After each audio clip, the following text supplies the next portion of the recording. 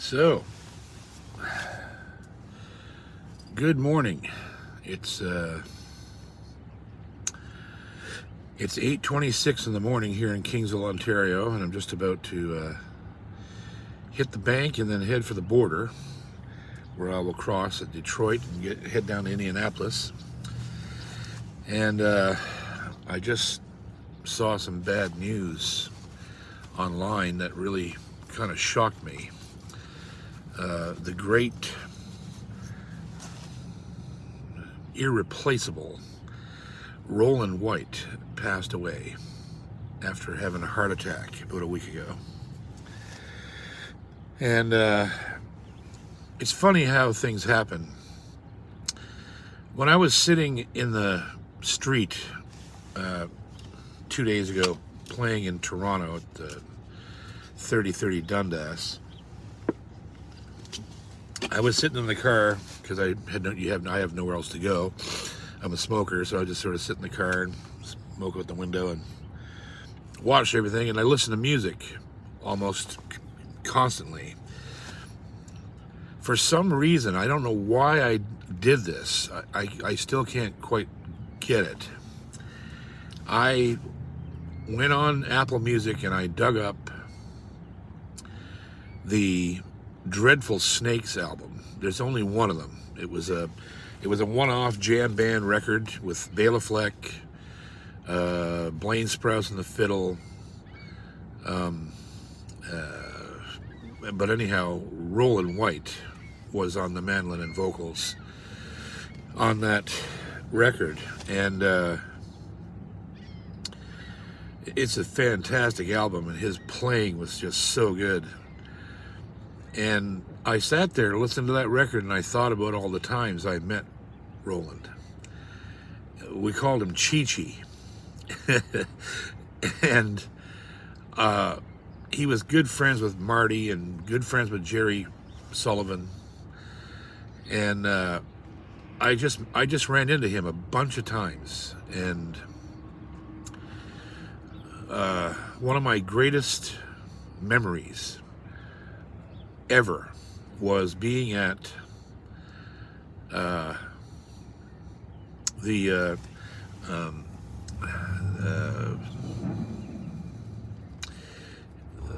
guitar workshop in the school in Knoxville. I'm having a brain fart trying to remember his name. Steve Kaufman, the Kaufman Camp. I was there as a teacher for a week and teaching guitar.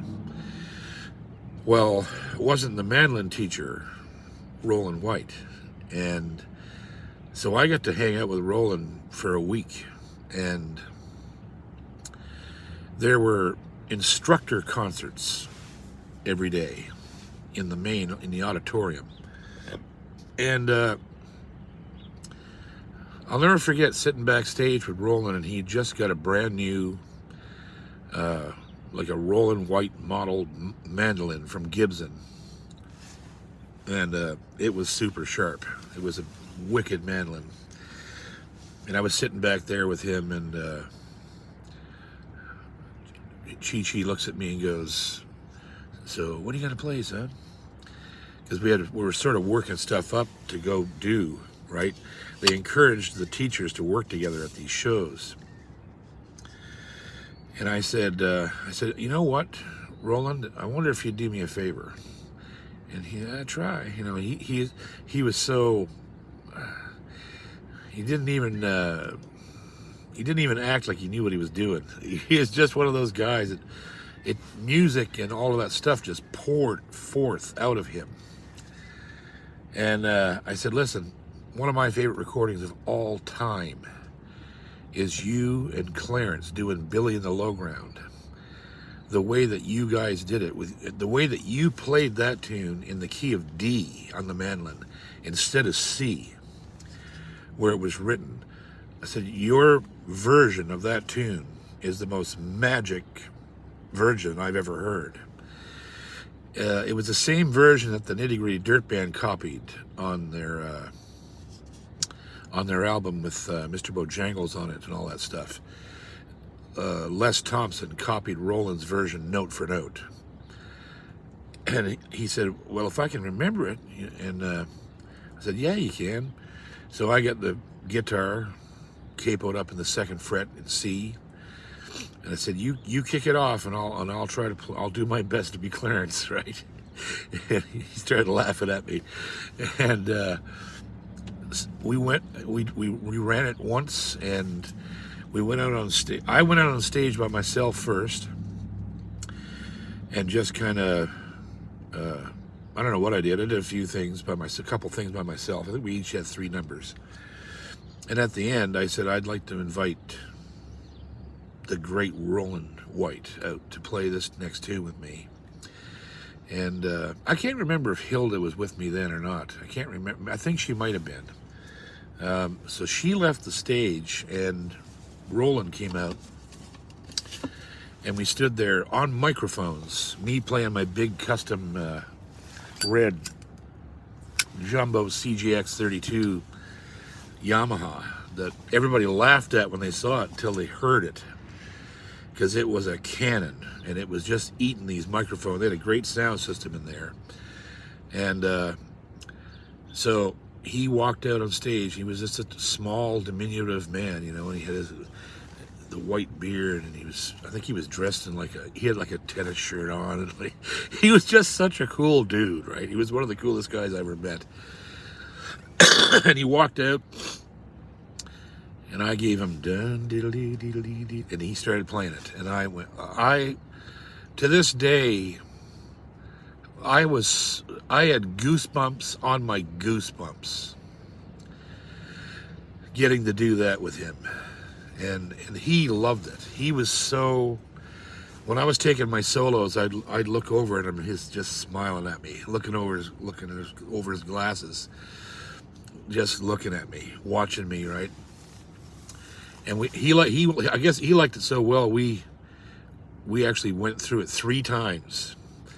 And I just was standing there shaking my head when he was playing. It was so good. And the last time I saw Roland, I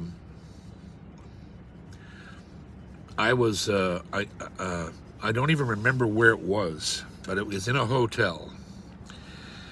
And it wasn't too long ago. It may have only been 2 or 3 years ago. I was somewhere in the States, I think. Pretty sure it was in the States somewhere, and I was in a big hotel for something, and Bill was with me.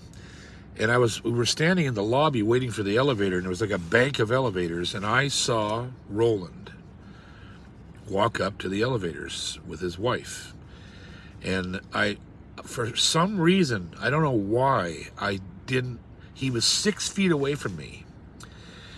He just never looked at me. He was doing something, and I just was overcome with this feeling of warmth and affection for this man, and I didn't want to bother him. And I felt kind of bad that I didn't talk to him afterwards. And but that was the last time I saw him. He got on the elevator with his wife, and that's the last time I saw him, and he didn't even know I'd seen him. The body of work that Roland and Clarence created will never die. Roland's musicianship was unbelievable, and slightly overshadowed, I think, by Clarence, of course, because Clarence is,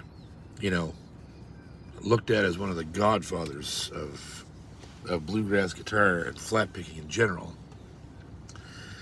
But even with that, I think that losing Clarence, spurred Roland to go on and to keep going on and to keep growing and getting better and doing more projects. And it was super sad, tragic way for Clarence to go, hit by a drunk driver while they were loading their van after a gig. It's just terrible.